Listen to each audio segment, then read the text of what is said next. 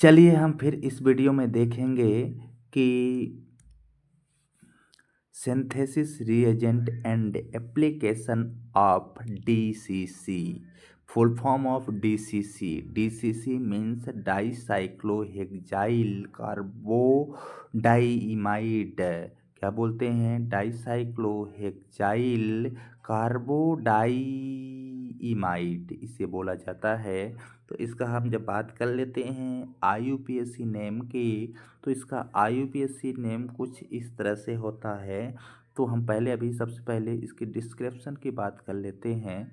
तो azo length जो होता है ना, जो कि इसमें जीरो लेंथ होती है। क्या होती है? लेंथ हम बात करते हैं जीरो होती है। किसकी? इसकी cufflink reagent. DCC has both biochemical and synthetic application.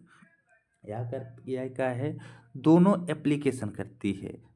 दोनों एप्लीकेशन होता है इसमें। पहला तो होता है बायोकेमिकल होती है और साथ में सिंथेटिक एप्लीकेशन भी होती है। दोनों एप्लीकेशंस होती हैं। पहला ध्यान रखना है biochemicals and synthesis, like first biochemical and second synthesis, इतना याद रखना है। अब हम बात कर लेते हैं डिस्क्रिप्शन। डिस्क्रिप्शन में हम उसका स्ट्रक्चर देखेंगे। डाइसाइक्लोहेक्साइल कार्बोडाइइमाइड का स्ट्रक्चर देखा जाएगा। उसका आईयूपीएसी नेम क्या है, अदर नेम में उसे क्या बुलाते हैं, केमिकल फार्मूला क्या है, मोलर मास क्या है, और एपेरेंस यानी दिखने में कैसा दिखता है। तो ये दिखने में वाइट क्रिस्टलाइन पाउडर होता है। जो इसका मेल्टिंग पॉइंट क्या है, इतने हैं। डेंसिटी ए है। सोल्यूबिलिटी क्या होती है? Insoluble in water, insoluble in CCl4। Chloroform में क्या होता है? ये इनसोल्यूबल होता है और वाटर में भी इनसोल्यूबल होता है। ये सिर्फ ध्यान देना है। इसका स्ट्रक्चर हम देखते हैं कि दो साइक्लिक रिंग लेंगे, पहला दूसरा, और उसमें डाइसाइक्लो यानी फर्स्ट साइक्लिक कंपाउंड, दूसरा साइक्लिक कंपाउंड, और कार्बो साथ में कार्बन होना चाहिए। डीमाइड यानी दो एमाइड ग्रुप होने चाहिए, जैसे यहाँ पे देख रहे हैं इस स्ट्रक्चर में, राइट। अब हम बात कर लेते हैं प्रिपरेशन। इसका प्रिपरेशन किस तरह से किया जाता है, यानी इसे बनाया कैसे जाता है।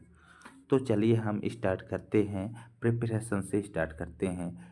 तो DCC has also been prepared from cyclohexyl amine and cyclohexyl isocyanide.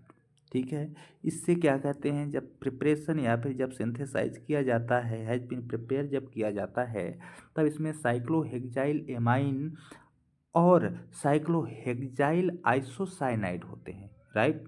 तो यहाँ पे देखते हैं साइक्लोहेक्साइन एमाइन है।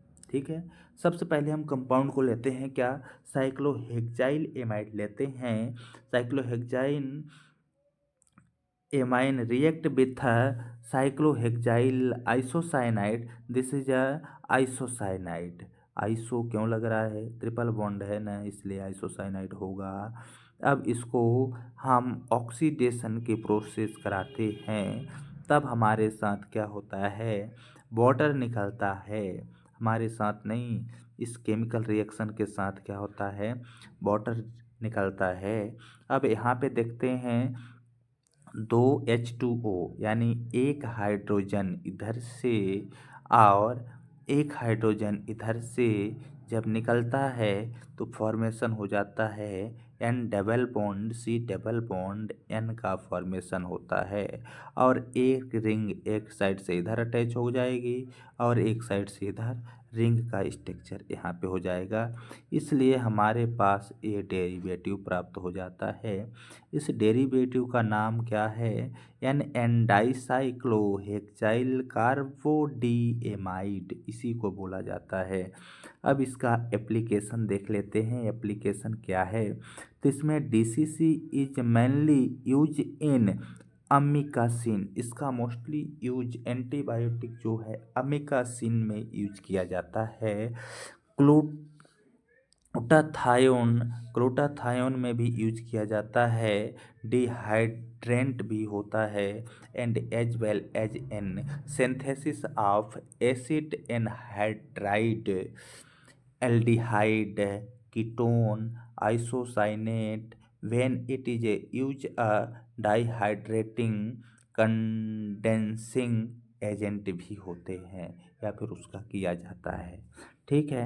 DCC is a carbo DCC is a carbodiimide use to couple.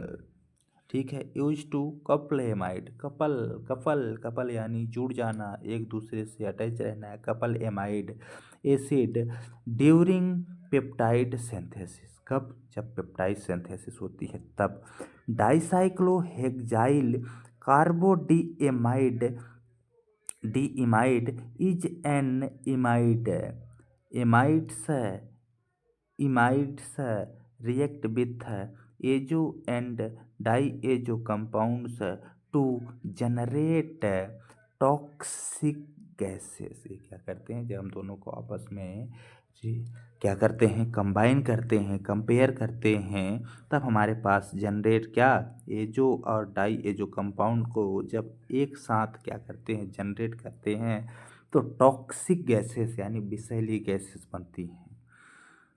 DCC is a zero length coupling, इसकी क्या होती है, जीरो लेंथ होती है कपलिंग की। Reagents, DCC has both biochemical and synthetic application, जैसे कि पहले बता दिया गया था कि बायोकेमिकल होता है और सिंथेसिस भी होती है, दोनों एप्लीकेशन इसमें लागू होती हैं। This reagent can be use to couple primary amine to carboxylic acid functional group। DCC is soluble in many organic solvent while the DCU by-product is generally insoluble and easily removed।